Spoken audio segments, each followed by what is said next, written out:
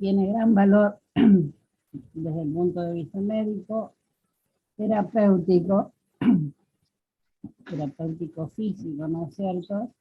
Y también a los atletas. ¿Están viendo la pantalla? Sí, profe. Bien.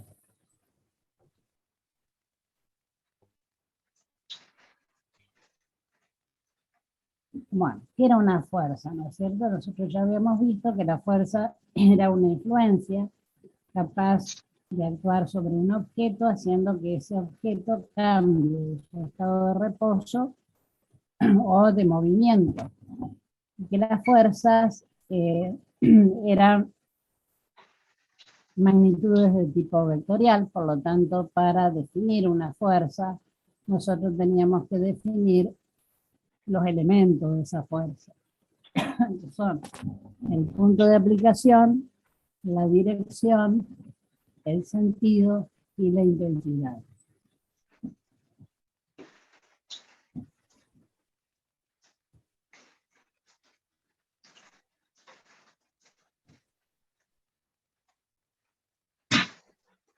Vamos a volver al anterior. El punto de aplicación, que lo tenemos acá. ¿Sí? La dirección, que sería la recta de acción por donde actúa la fuerza. El sentido, hacia dónde va. Y la intensidad o módulo. Por supuesto que todos los elementos de la fuerza son importantes en el momento de que nosotros veamos la acción que realiza esa fuerza sobre el objeto donde ha sido aplicada. Nosotros habíamos visto los distintos tipos de fuerza, habíamos visto cómo se calculaba la resultante, y ahora lo que vamos a ver es cómo se descompone una fuerza. En general nosotros podemos decir que una fuerza la podemos representar, sería la descomposición, digamos, perdón, la influencia que se puede descomponer en otras fuerzas. ¿Sí? Siempre que yo trabajo con una fuerza, puedo suponer que esa fuerza en realidad es la resultante, o sea, la fuerza que reemplaza el efecto de las componentes y que siempre se originan en unas fuerzas anteriores. ¿Sí? Entonces nosotros, por ejemplo, tenemos estas fuerzas ubicadas en un eje de coordenadas. Y la fuerza A. Tenemos un eje de coordenadas cartesianas, eje X, eje Y. Y bueno, podemos presumir que esta fuerza en realidad es la resultante de dos fuerzas. Para eso lo que hacemos es descomponer la fuerza según las direcciones del eje de coordenadas. Y lo que hacemos para descomponer una fuerza básicamente es proyectar por el extremo de esa fuerza una paralela al eje de las Y, que sería esta. Reflejada en el eje Y sería acá delta Y. Y por el extremo de esa fuerza una paralela al eje de las X, que sería acá. Por lo tanto, la componente sobre el eje X sería delta X. Lógicamente que acá nos queda que esta fuerza A, que yo la he tomado como la resultante de dos fuerzas previas, ¿no es cierto?, forma con el eje X un ángulo que lo vamos a llamar θ. ¿Qué es delta I? O sea, esto. Delta I es el opuesto, el lado opuesto al ángulo. Y va a ser igual a la fuerza que nosotros teníamos por el seno del ángulo π. ¿Sí? ¿Qué es delta X? Es el cateto adyacente de ese ángulo, y entonces el cateto adyacente va a ser la fuerza por el coseno de ese ángulo θ. Básicamente en la descomposición de las fuerzas siempre vamos a trabajar de esta manera, más allá de que sean 2, 3, 4 las fuerzas que ustedes quieran o tengan para trabajar. Fíjense que nosotros acá tenemos 3 fuerzas. 3 fuerzas que concurren en este punto. Una que está en el primer cuadrante, formando un ángulo de 30 grados con el eje X. Otra, con el eje X positivo, ¿no es cierto? Otra fuerza que tenemos acá, que forma un ángulo de 45 grados sobre el eje X negativo. Y acá tenemos otra fuerza que forma un ángulo de 60 grados con el eje X positivo, ¿no es cierto? Pero en el cuarto cuadrante. Por lo tanto, va a corresponder a la componente, según el eje Y, negativa. Esto nosotros lo hicimos en el cuatrimestre pasado como representándolo gráficamente. Ahora lo que vamos a hacer es representarlo analíticamente. Y es importante porque tienen ejercicios de esto en el trabajo práctico. Y aparte, cuando veamos el tema de momento de una fuerza y las aplicaciones, por ejemplo, sobre el cuerpo humano, vamos a necesitarlo. Cuando tengamos que ver el caso de fuerzas que ocasionan giros o rotaciones. Bien, de esas 3 fuerzas vamos a ir tomando una por una y las vamos a ir descomponiendo. ¿Sí? Entonces, vamos a tomar la primera fuerza, F1. La pongo acá. F1, que sería esta fuerza que forma un ángulo de 30 grados con el eje. Que lo que hacemos por el extremo de esa fuerza, trazamos la paralela al eje Y y por ese mismo extremo trazamos una paralela al eje X. ¿Qué nos queda? Las 2 fuerzas componentes de F1, que sería F1 según el eje X, F1 según el eje Y. O sea, que esta fuerza, digamos, la podemos reemplazar por 2 fuerzas que la componen a ella. Antes nosotros teníamos 2 fuerzas, buscábamos la resultante. Ahora, la fuerza es como es la resultante y busco qué fuerza la están componiendo esa fuerza. Bien, entonces, ¿qué nos va a quedar? Que la fuerza 1X, ¿sí? Esta que tenemos acá, ¿qué va a ser? La fuerza 1 por el coseno de este ángulo. Recuerden que siempre sobre el eje X vamos a trabajar con la función coseno, multiplicada por el coseno de 30 grados. En este caso la fuerza 1, ¿cuánto vale? 40 newton. El coseno de 30 grados, si ustedes buscan en la calculadora, les va a dar 0,866. Efectuamos el producto y nos quedaría 34,64 newton. Fíjense que yo acá les puse un signo positivo. ¿Por qué un signo positivo? Porque estamos en el primer cuadrante, donde tenemos las X positivas y las Y positivas. Por lo tanto, va a llevar un signo positivo. Esta sería la primera fuerza. Lo mismo vamos a hacer para la fuerza 2 y la fuerza 3. Bueno, me faltó la fuerza, la componente según el eje Y va a ser ¿cuál? La fuerza 1, ¿sí?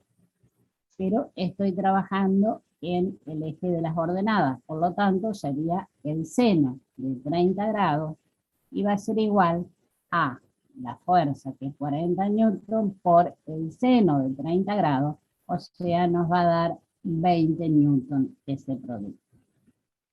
Le vuelvo a poner el signo positivo porque en el primer cuadrante, tanto X, el eje X, como el eje Y, tienen signo positivo. Vamos a la segunda fuerza, es esta, que es una fuerza F2 que forma un ángulo de 60 grados con el eje positivo de las X y está en el cuarto cuadrante. La descomponemos trazando una paralela al eje X y nos da F2X y una paralela al eje Y que nos va a dar F2Y. O sea que esta fuerza que yo la tomo como resultante la puedo descomponer en F2X y F2Y. F2X, ¿a qué va a ser igual? Si estoy sobre el eje X, vamos a hablar de coseno. Va a ser la fuerza F2 por el coseno de 60 grados, y en este caso va a ser 20 newton, que era el valor de la fuerza, por 0,5, igual a 10 newton. Como es una fuerza que está sobre X positivo, va a tener signo positivo. F2Y. F2Y va a ser igual a F2, ¿sí?, por, estoy en eje de las ordenadas, el seno de 60 grados. Va a ser igual entonces a los 20 newton, que era el módulo de mi fuerza, por 0,866 va a ser igual a 17,32 newton. Pero ¿qué pasa? F2Y está sobre el eje negativo de las Y, por lo tanto es una fuerza que va a tener un signo negativo. Vamos a la tercera fuerza, que era F3. Vamos a descomponerla según el eje X, y según el eje X y según el eje Y. Por el extremo de la fuerza 3, vamos a trazar la paralela al eje X, me daría F3X, y por ese mismo extremo una paralela a FI, a F3Y, y nos va a quedar F3Y. F3, según el eje X, va a ser igual a la fuerza F3, como estoy sobre el eje X, F3X estoy calculando, vamos a trabajar con el coseno de 45 grados. Eso va a ser igual al módulo de la fuerza, que es 30 newton, por el coseno de 45, que es 0,707. Nos da 21,21 newton. Pero ¿qué pasa? F3X está sobre el eje de las X negativas, ¿sí? Por lo tanto, el signo de esa fuerza va a ser negativo. Vamos a buscar la componente según el eje Y. F3Y, que sería esta, ¿sí?, va a ser igual a ¿qué? Como estoy trabajando con una fuerza que está sobre el eje Y, estamos hablando de función seno. Va a ser la fuerza 3, ¿sí?, por el seno de 45 grados. Eso me va a dar 30 newton, que era el módulo de la fuerza, por el seno de 45, que es 0,707.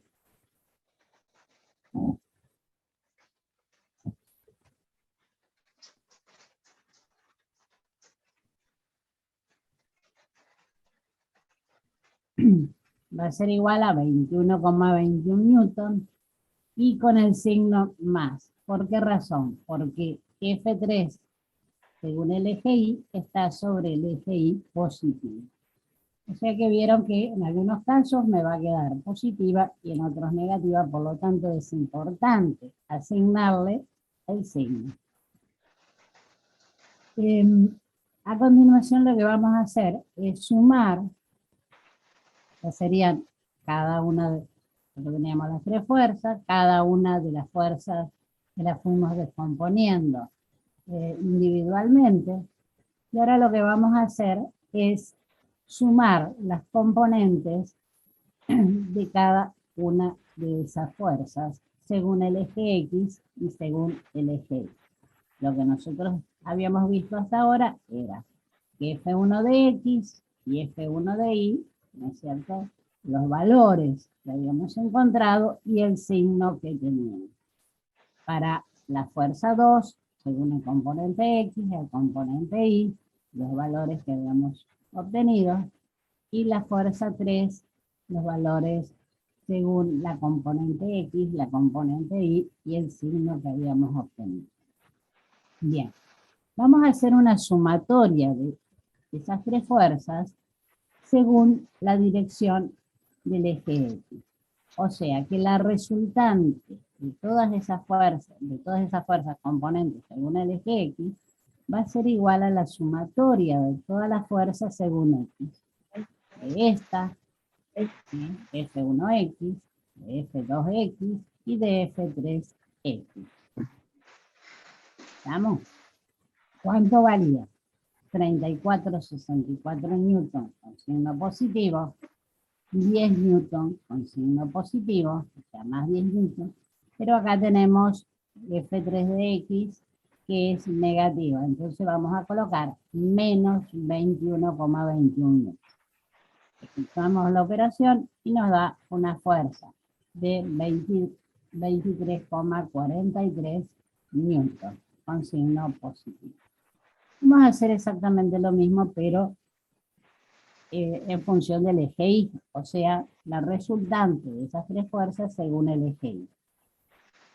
Según el eje Y vamos a tener más 20 newton, menos 17,32 newton y más 21,21 newton. Esto me da 23,89 newton.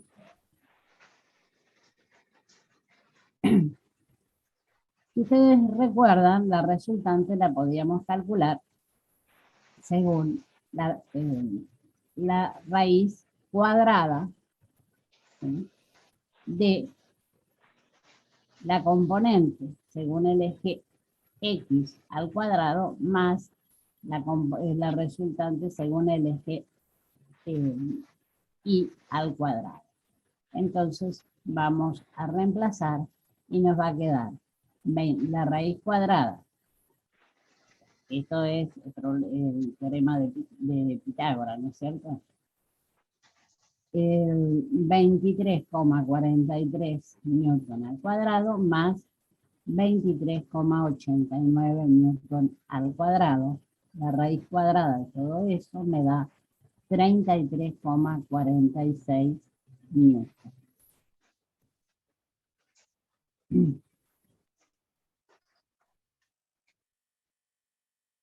Resumen de todo lo que venimos haciendo en las otras preguntas. ¿Sí? Pues acá tenemos, fíjense que ahora podemos poner el valor de cada una de las componentes según el eje X, 23,43 newton.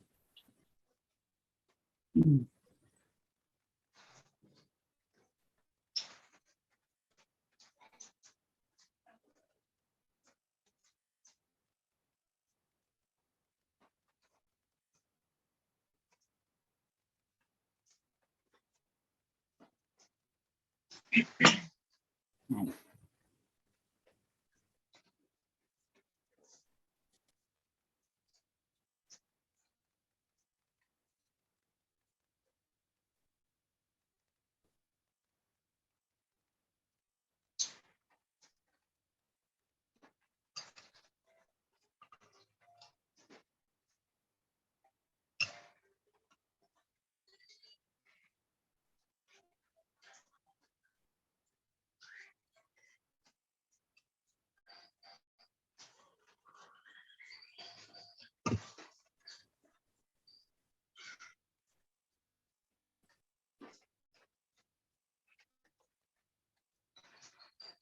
Para que vuelva a compartir la pantalla.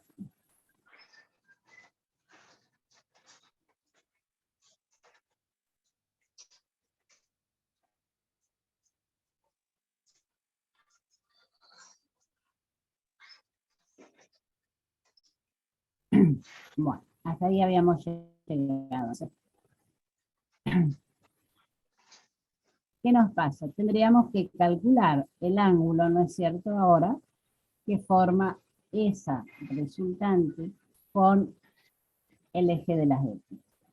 Lo que me va a yo lo que tengo son los valores, ¿sí? Los valores de las componentes, según el eje Y, y según el eje Y y según el eje X. Mi función trigonométrica relaciona el coseno de un ángulo, la función es la tangente. La tangente de un ángulo, ustedes saben que es la relación entre el seno y el coseno de ese ángulo. Acá tenemos, ¿no es cierto?, que el seno, que sería 23,89, el lado opuesto, ¿no es cierto?, 23,89 newton, sobre el coseno, que es 23,43 newton, que sería el cociente entre R sub I y R sub X. Ese sería el valor de la tangente de alfa. Para calcular el ángulo alfa, voy a tener que calcular el arco tangente de alfa, ¿sí? Y eso me da un ángulo de 45,55 grados. O sea, de esas tres fuerzas que yo tenía inicialmente, yo he calculado la resultante analíticamente, y no solamente la resultante, tengo que calcular, recuerden que yo necesito, como es una magnitud vectorial, calcular la dirección también. Entonces tengo que tener el ángulo sobre el cual se está ejerciendo esa fuerza resultante. Profe, eso lo podemos hacer Volvemos desde la sobre las leyes de Newton. Recuerdan que las leyes de Newton eran tres, ¿sí? Y que decía la primera ley que todo cuerpo en reposo seguía en reposo a menos que actuara sobre él una fuerza externa. Y que si un cuerpo que estaba en movimiento rectilíneo uniforme continuaba en ese movimiento siempre y cuando no actuara sobre él una fuerza externa. La segunda ley de Newton nos hablaba de que la aceleración de un cuerpo tiene la misma dirección que la fuerza externa que actúa sobre él. O sea, si yo estoy empujando un cuerpo hacia allá, la aceleración va a tener el mismo sentido de la fuerza que estoy aplicando hacia allá. Y esa fuerza va a ser proporcional, esa aceleración va a ser proporcional a la fuerza que estoy aplicando. O sea, si la fuerza es mayor, la aceleración va a ser mayor. Pero va a ser inversamente proporcional a la masa del cuerpo sobre el que estoy aplicando esa fuerza. Y la tercera ley de Newton nos decía que las fuerzas siempre actuaban por pares iguales y opuestos. Y si el cuerpo A ejerce una fuerza sobre el cuerpo B, ese cuerpo B va a ejercer una fuerza igual, pero opuesta sobre el cuerpo A. La tercera ley, lo que teníamos que tener en cuenta era fundamentalmente de que no es una acción y reacción, no son fuerzas de acción y reacción, porque las fuerzas se están aplicando a objetos o cuerpos diferentes. ¿Qué otras fuerzas nosotros tenemos? Nosotros tenemos, por ejemplo, la fuerza de contacto. Dentro de otras fuerzas, la fuerza de contacto. La mayor parte de las fuerzas ordinarias, ¿no es cierto?, que sobrevienen sobre un objeto, son fuerzas de contacto directo. Esas fuerzas no son de origen electromagnético, ¿sí? y en realidad se están ejerciendo directamente sobre las moléculas del objeto. Por ejemplo, si ustedes consideraran un libro que está sobre una mesa. ¿Sí? Bien. El peso del libro empuja hacia abajo. ¿Sí? Y hace una presión contra las moléculas de la superficie de la mesa. Pero según lo que vimos recién por las leyes de Newton, la mesa va a resistir esa compresión y ejerce una fuerza hacia arriba sobre el libro. Y esa fuerza que es perpendicular a la superficie se la llama fuerza normal. La fuerza normal. ¿Entiendes? ¿Qué otra fuerza de contacto tenemos? A veces, si yo empujo un objeto, por ejemplo, el libro, en lugar de dejarlo apoyado sobre la mesa, lo deslizo sobre esa mesa, voy a estar ejerciendo otro tipo de fuerza. Ahí los cuerpos en que están en contacto, la mesa y el libro, ejercen fuerzas que son paralelas entre sí, entre la superficie de contacto, entre la mesa y el libro. El componente paralelo a esa fuerza de contacto ejercida de un cuerpo sobre otro se denomina fuerza de rozamiento, de la cual también ya hemos hablado. Nosotros en el cuatrimestre pasado hablamos de las fuerzas, ¿no es cierto? Y no tuvimos en cuenta el sitio, o sea, la parte del cuerpo donde esas fuerzas se aplicaban. Y luego de ver un poquito, de revisar un poquito el tema trabajo y potencia, vamos a trabajar con el lugar donde se aplican las fuerzas y el efecto que tienen esas fuerzas. Se está por cortar en un ratito, así que vuelven a conectarse. Trabajo. ¿Qué es el trabajo de un cuerpo? Es un producto de esa fuerza, de la fuerza aplicada por la distancia recorrida. ¿Sí? Pero ¿qué es lo que pasa? A veces esa fuerza que estoy aplicando sobre un cuerpo, que se lo hace mover al cuerpo, no está en la misma dirección en que se desliza el cuerpo. ¿Sí? Recién hablábamos, por ejemplo, de que nosotros aplicábamos una fuerza sobre un libro que está en la mesa y que ese cuerpo se iba a desplazar. El trabajo va a ser la fuerza aplicada por la distancia que recorre el cuerpo. Pero a veces tenemos, por ejemplo, vamos al súper, agarramos un carrito y aplicamos una fuerza para que se deslice el carrito. En ese caso, ¿qué pasa? Yo estoy ejerciendo una fuerza que tiene un cierto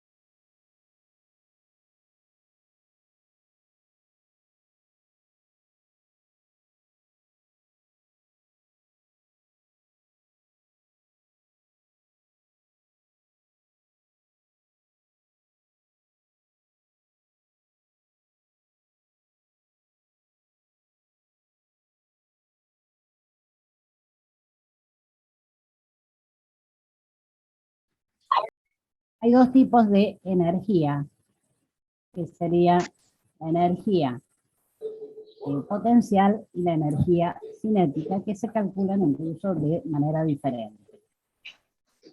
Energía potencial es la que está relacionada con la posición que tiene el cuerpo y se calcula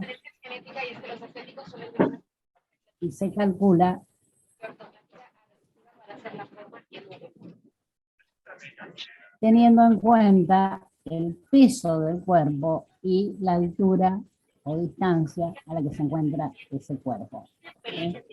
La energía potencial no es lo mismo, por ejemplo, si nosotros tenemos una macetita a 20 centímetros de nuestra cabeza, esa macetita se desprende, cae sobre nuestra cabeza y no va a pasar seguramente nada, y es relativamente pequeña. O sea, si tiene un peso bajo. Pero si esa misma maceta la elevo a 5 metros de altura y cae sobre mi cabeza, va a tener una energía superior porque está a una mayor altura.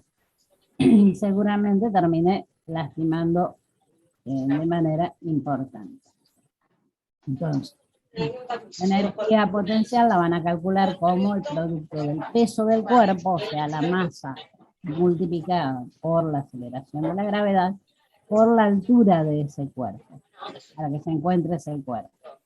Por ejemplo, ¿cuál sería la energía potencial de una persona de 50 kilogramos de masa en un rascacielos si está a 480 metros sobre la casa? La energía potencial es la masa por la aceleración de la gravedad, o sea, 50 kilogramos por 9,8 metros sobre segundo cuadrado, por la altura a la que se encuentra esa persona, que es 480 metros. La energía potencial me da este valor en kilojoule. La energía cinética es la energía que tiene que ver con el movimiento de un cuerpo, o sea, la capacidad de realizar un trabajo en virtud del movimiento del cuerpo. Como la calculan como un medio de la masa del cuerpo por la velocidad elevada al cuadrado. Por ejemplo, ¿cuál es la energía cinética de un auto de 1000 kilogramos de masa que viaja a 14,1 metros sobre segundo? O sea, acá tenemos la velocidad, me doy cuenta por las unidades, y acá tenemos la masa, me doy cuenta por las unidades.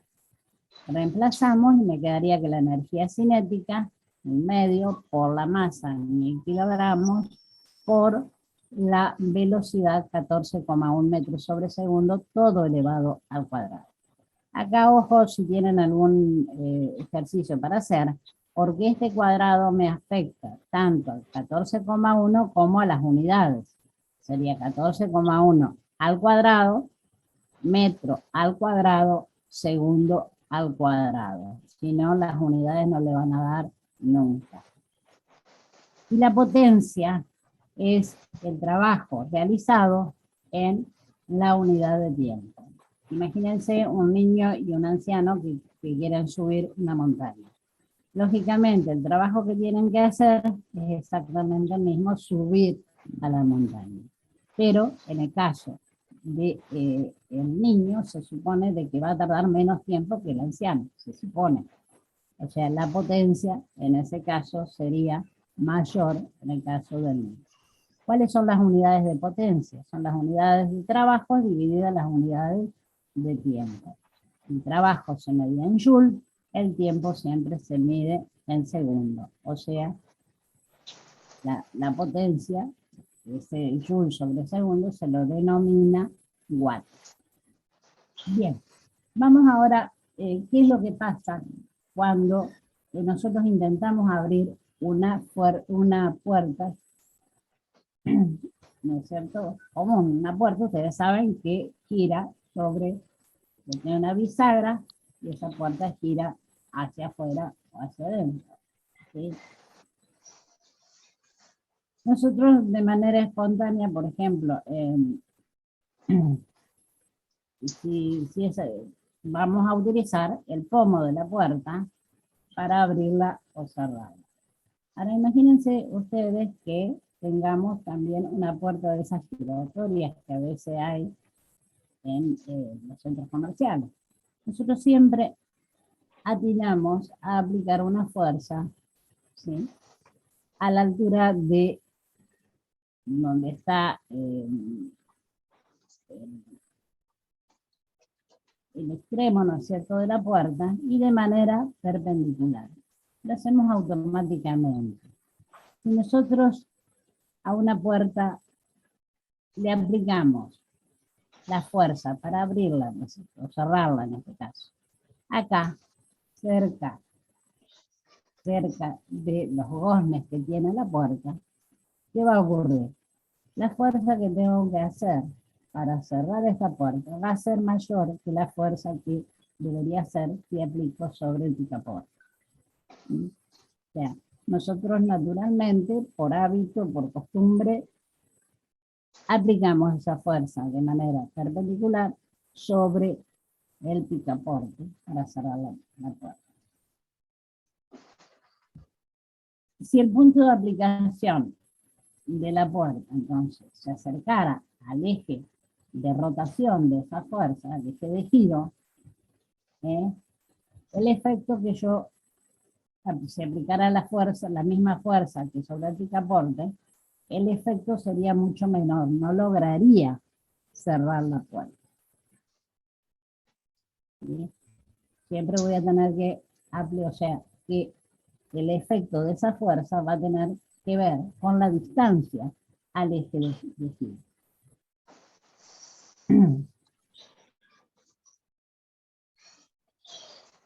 Cuando nosotros decimos que estamos en un equilibrio rotacional. El equilibrio rotacional se da cuando la suma de todas las fuerzas que actúan sobre el cuerpo va a ser igual a 0. Y la suma de los momentos respecto a cualquier punto también es igual a 0. ¿Qué es el momento de una fuerza? El momento de una fuerza respecto a un punto es la fuerza, o sea, la magnitud de la fuerza, multiplicada por la distancia al punto de rotación o de giro, pero una distancia muy particular, que es la distancia medida perpendicularmente a el punto de rotación. ¿Cuáles son las unidades del momento de una fuerza? Está dada por unidades de distancia y por unidades de fuerza. Es decir, vamos a hablar de fuerzas medidas en Newton y distancias medidas en metros, según el sistema internacional. Dado que la magnitud del momento de una fuerza está relacionado, ¿no es cierto?, con las rotaciones, yo debo indicar el sentido de la rotación. ¿En qué sentido está girando? Porque no va a ser el mismo efecto en un sentido que en otro, o sea, en el sentido horario que en el antihorario. Y por eso se considera positivo al momento cuando da lugar a una rotación a izquierda, ¿sí?, y con signo negativo en caso contrario, ¿sí?, cuando la rotación es a derecha. Fíjense que nosotros acá tenemos el cuerpo humano, ¿no es cierto?, un brazo, tenemos los huesos, tenemos la articulación y tenemos el músculo. Cuando nosotros levantamos un cuerpo, ¿sí?, el brazo, o sea, las fuerzas que estarían actuando sería, o sea, podríamos considerarlo como una palanca, ¿no es cierto? Acá tenemos la articulación, acá tenemos la inserción del músculo y acá tendríamos el cuerpo. Si refrescamos un poquito de palanca, la condición de equilibrio me decía que la fuerza por la distancia al punto de apoyo iba a ser igual a la otra fuerza por la distancia. Esa sería la condición de equilibrio.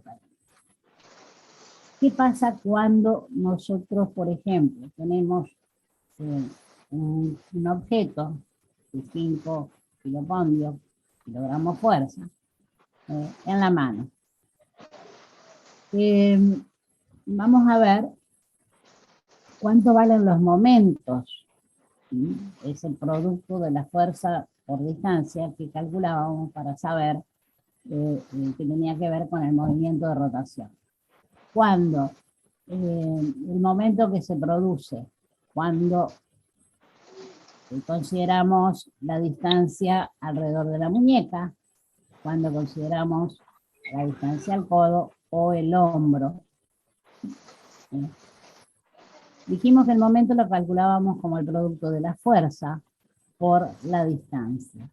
O sea, esa rotación sería la fuerza por la distancia. La fuerza es el cuerpo que yo quiero levantar, 5 kilopondrios, por la distancia al punto de rotación, que en este caso sería la muñeca. Es 7,5 centímetros, pero dijimos que era la distancia medida en metros, ¿sí? Por lo tanto es 0,075 metros. Me da este valor. ¿Por qué razón ponemos, o sea, el sentido de la fuerza es hacia acá? Es sentido horario. En el caso de que el giro se produzca en sentido horario, va a llevar signo negativo. Cuando la distancia es al codo, el momento de rotación del codo, vamos a tener una distancia mayor cuando calculamos el momento, lo que nos va a dar un momento de menos 1,525 kilocalorías. Y lógicamente, si lo consideramos la distancia al hombro, va a ser el valor absoluto aún mayor.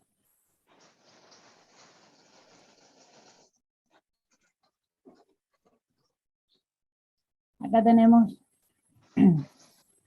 cómo vamos a calcular el momento, ¿no es cierto?, de la fuerza. Vamos a hacer la representación de la fuerza. Tenemos el punto de aplicación, que sería en la articulación.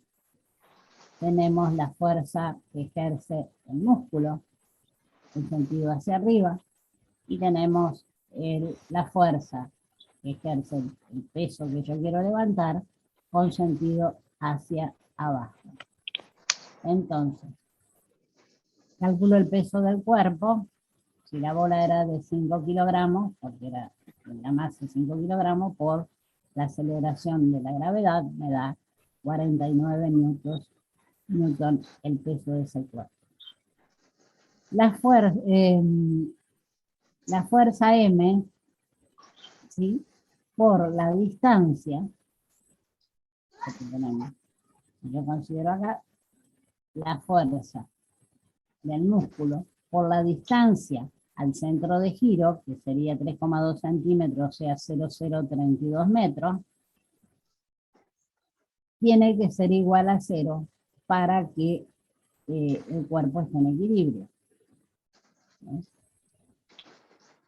Reemplazamos y la fuerza M va a ser igual a 612,5 newton.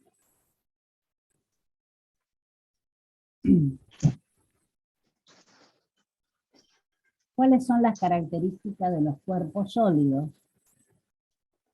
También entra dentro de esta unidad. Los sólidos pueden clasificarse en cristalinos, ¿sí?, y sólidos amorfos. Los cristalinos presentan propiedades que dependen de la dirección en que consideremos, a diferencia de los sólidos amorfos que tienen iguales propiedades, ya sea eléctricas, ópticas, ¿sí? En distintas direcciones, en diferentes direcciones. Esa sería la gran diferencia de los sólidos. Los sólidos, por supuesto, tienen también, podemos considerar la elasticidad, o sea, cómo recuperan la forma original cuando el cuerpo, sobre el cuerpo acciona una fuerza. En el caso, por ejemplo, de los resortes. La fragilidad, o sea, cuán quebradizo es la dureza, que es la resistencia a ser rayado. Tiene una forma definida, un volumen definido. Son más densos que los demás cuerpos en otros estados porque las moléculas están más cerca. Flotan en el caso de que la densidad sea baja. Resisten el cambio de estado de reposo del cuerpo.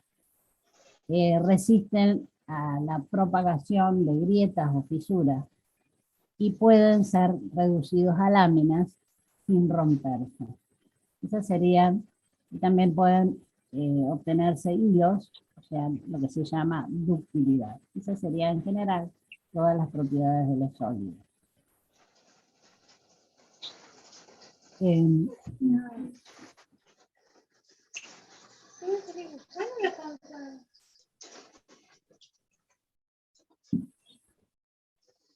Bien, vamos a ver qué ocurre cuando nosotros tenemos un resorte, ¿sí? Que a ese resorte le aplicamos una fuerza. Acá lo tenemos, ¿no es cierto? Un cuerpo, ¿sí? Tenemos un resorte, le aplicamos una fuerza, este cuerpo que tiene un peso determinado, está haciendo que ese resorte, ¿qué le va a ocurrir? Va a aumentar su longitud. Va a haber una variación de la longitud, un delta L. Ahora, si yo quito este cuerpo que hizo variar la longitud del resorte, ese resorte va a volver a la posición de equilibrio inicial. Y la fuerza que devuelve ese resorte va a ser proporcional a la distancia que se había estirado. O sea, yo estiro 1 centímetro, la fuerza va a ser proporcional a ese centímetro. Si lo estiro 10 centímetros, la fuerza va a ser 10 veces más grande. O sea que la fuerza, ¿sí?, va a ser directamente proporcional a la distancia. Pero ¿qué va a pasar? Yo a este resorte, o a cualquier cuerpo, le puedo ir aplicando fuerzas cada vez mayores. ¿Sí? Y eso me va a dar distintas situaciones. Vamos a hablar de distintos límites. ¿Sí? Si nosotros tenemos ese resorte, ¿no es cierto?, le aplicamos una fuerza pequeña, en el momento que dejo de aplicar esa fuerza, el resorte va a volver a su situación anterior. No va a tener deformaciones, nada, vuelve a su estado inicial. Entonces estamos hablando que llegamos a un límite elástico. Ahora, si yo aplicara una fuerza un poco más grande, puede ser que el cuerpo quede con alguna deformación. O sea, no vuelva al estado anterior. Digamos, ese resorte quedó como estirado, deformado. Alcanzó el límite plástico. Si siguiera aumentando el valor de la fuerza, voy a llegar a un punto que es el punto de ruptura. El punto de ruptura. Que sería una elongación, un estiramiento máximo, ¿sí? Que puede llegar a alcanzar sin que se rompa. Eso se llama resistencia a la rotura del material, que sería en realidad la fuerza aplicada por unidad de área. Entonces, esos serían los 4 casos que podrían suceder cuando yo aplico una fuerza a un objeto. ¿Qué sería?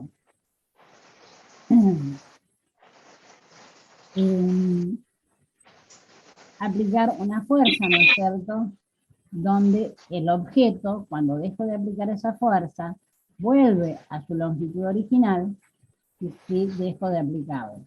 Este sería el límite elástico.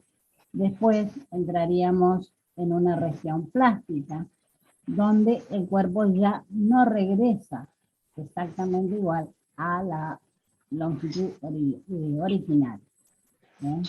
O sea que hay una deformación. Y por último, la elongación máxima que se alcanza en el punto de ruptura. Y esa fuerza máxima que se puede aplicar sin rompimiento sería lo que se denomina resistencia a la ruptura.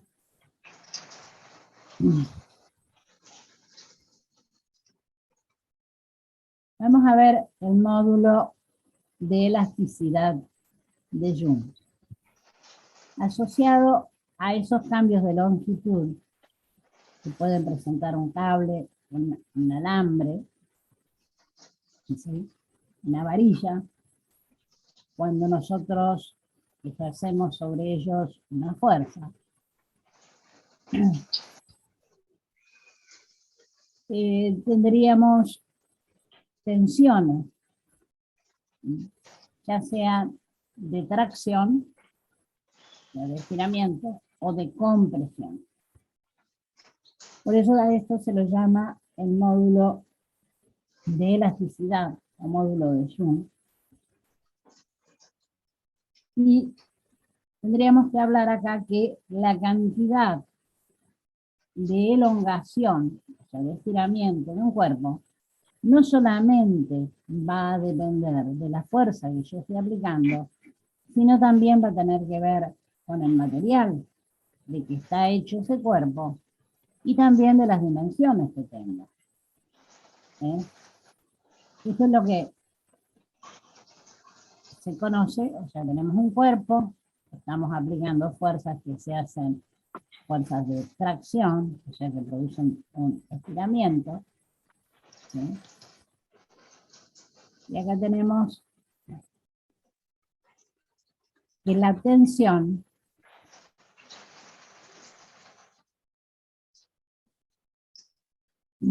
sobre la deformación sería la fuerza sobre el área dividida la variación de la longitud sobre la longitud inicial. Ponete unas medias.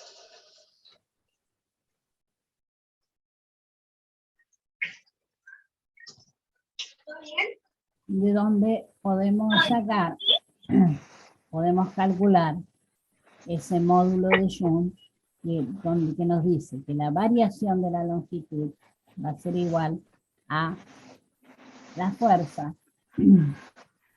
dividido el módulo de Jung por el área por la longitud inicial. El módulo elástico o módulo de Jung solamente depende del material. ¿Qué es el esfuerzo para un cuerpo? Es el cociente entre la fuerza aplicada y el área donde Por eso ponete las medias y las la crocs. deformación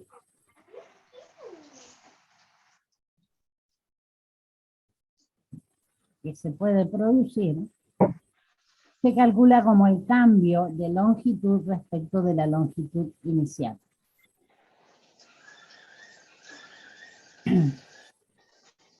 El esfuerzo sobre un objeto está siempre dentro del objeto.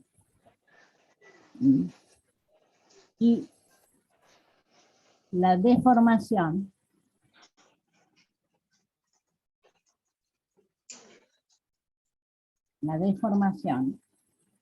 la podemos encontrar fuera. ¿Qué pasa cuando a un objeto le aplicamos fuerzas, ¿sí?, de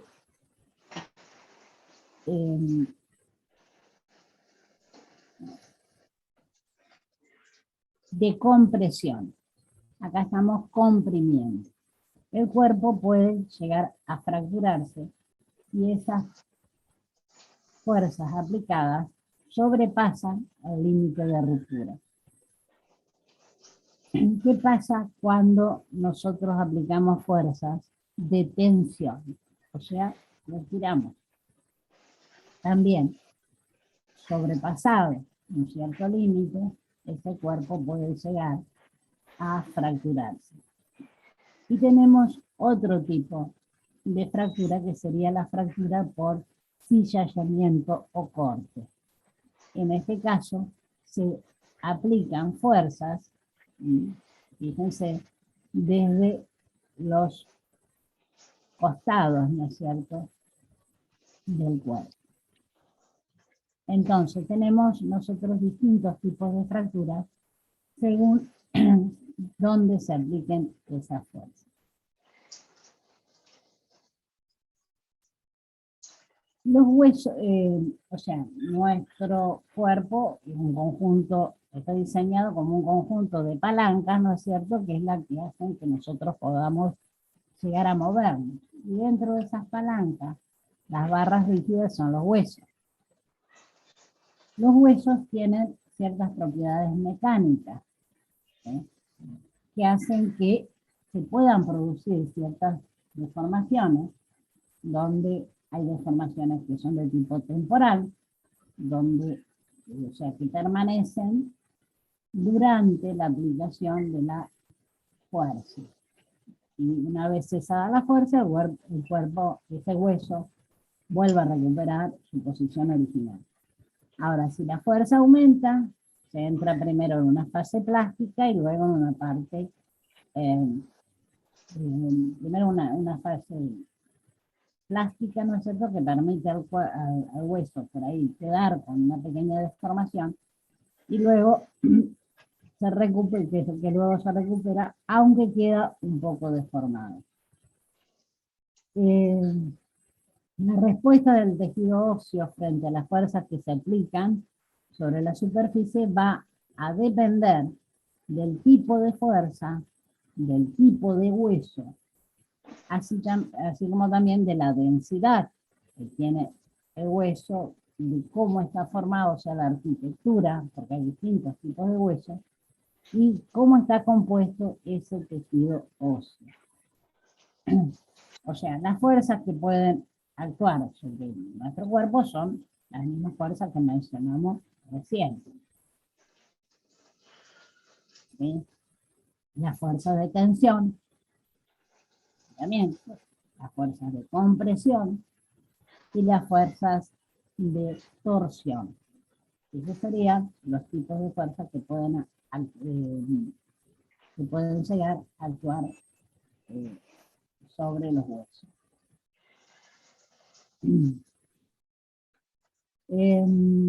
Fundamentalmente, los huesos largos están formados por tejido óseo de tipo compacto o cortical y son elásticos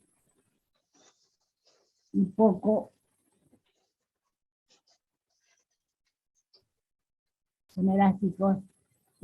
plásticos. Elásticos y poco plásticos. En esos huesos la resistencia va a ser mayor cuando las fuerzas se aplican en forma vertical, al sentido de la carga. Cuando la fuerza se aplica en forma oblicua, la fase plástica va a ser más corta y el hueso se va a fracturar con más rapidez. O sea, nosotros tenemos que tener en cuenta entonces, para el efecto de la fuerza, dónde va a ser aplicada sobre ese hueso que tiene estas particulares, una parte esponjosa, otra parte compacta, ¿no es cierto? Bueno, hasta aquí llegamos, así que si hay alguna duda, si no nos encontramos el jueves que viene.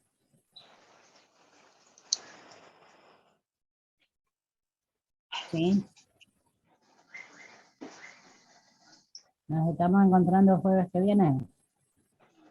Sí, profe. Sí. Chao. Nos vemos. Pasen bien. Profe. Chao, profe. Nos vemos. Chao, profe. Chao, profe.